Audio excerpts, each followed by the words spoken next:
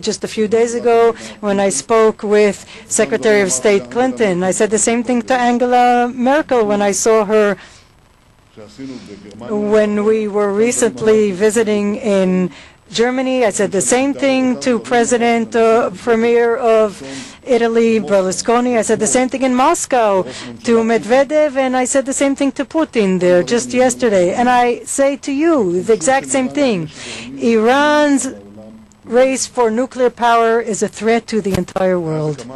Since this government that I head, was established, we have been working very hard to make everybody all over the world understand this threat. There are people who pay attention to what I have to say all over the world, the leaders that I've just mentioned. Attend carefully to what I'm saying.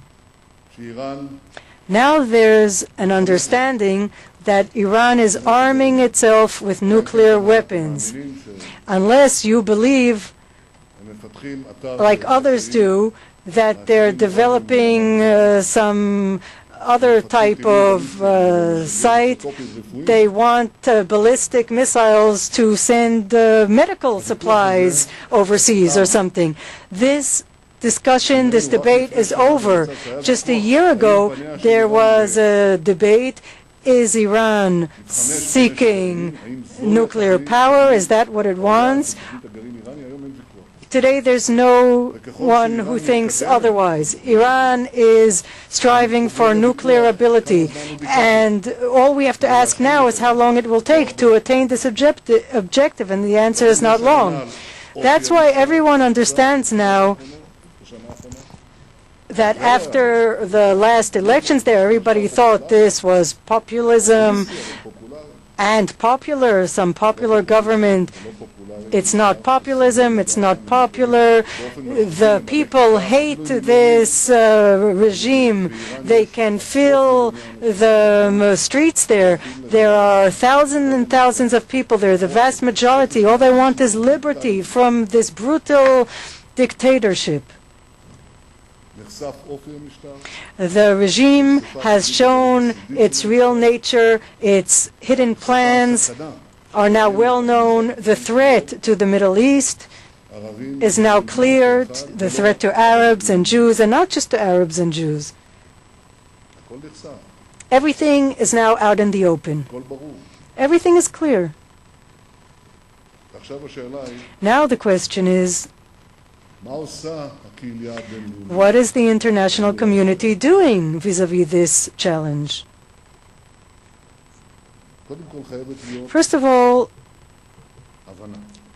there has to be understanding. After understanding, there has to be a conclusion. After the conclusion, there must be action on the part of the international community. They're talking about sanctions now. I spoke about sanctions. All the governments and all the leaders, I spoke with them all about sanctions. I've just met with a Foreign Minister of Austria, members of the Security Council, this trip.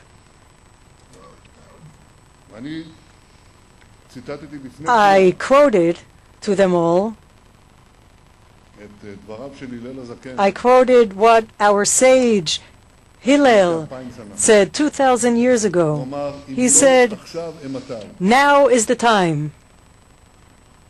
If we don't impose severe sanctions on Iran right now, when will we be able to do it? When? In a year, 2 years, 3 years? When? When are we going to impose these sanctions?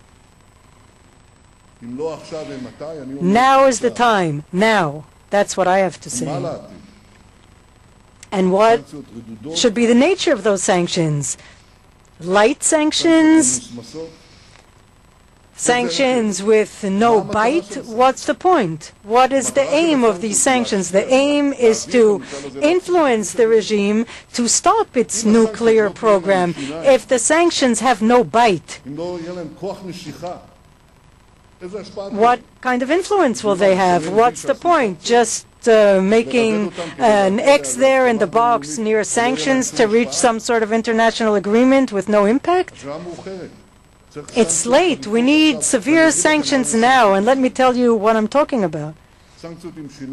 Sanctions with a real bite. That's a complex of actions.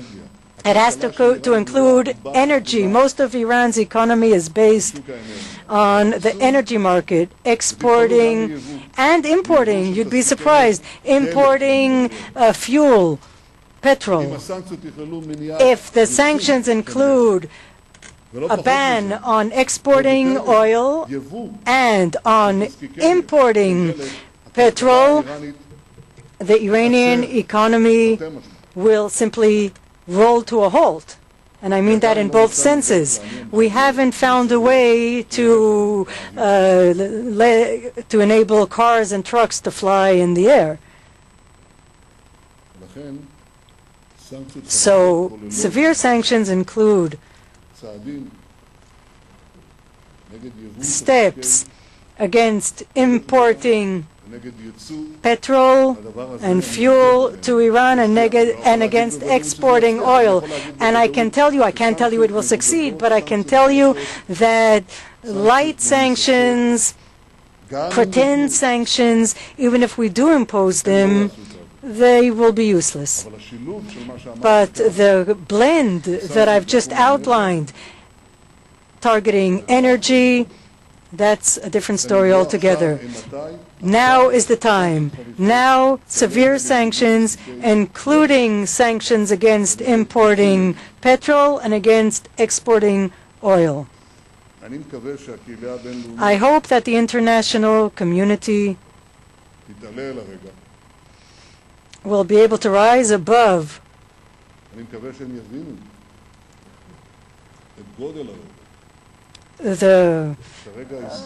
this moment and understand the ramifications of this historical moment.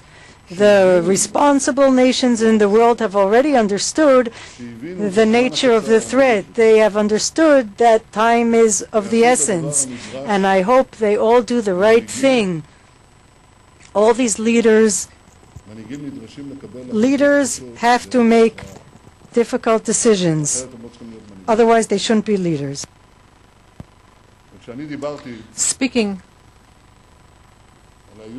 about the Iranian threat 14 years ago, when I was elected for the first time as Prime Minister of Israel, I was invited 3 weeks later to speak to the two Congress houses in Washington.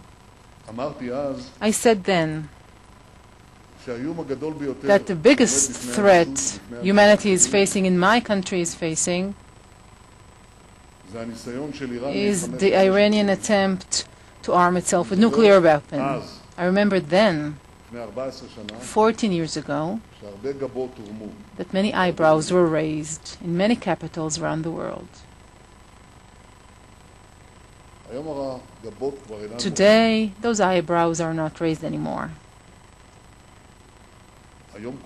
Today, everyone knows. And now, let's see what they do about it.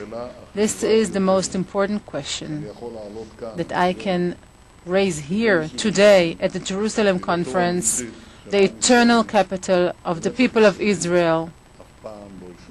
And eternity is never going to lie. Thank you very much.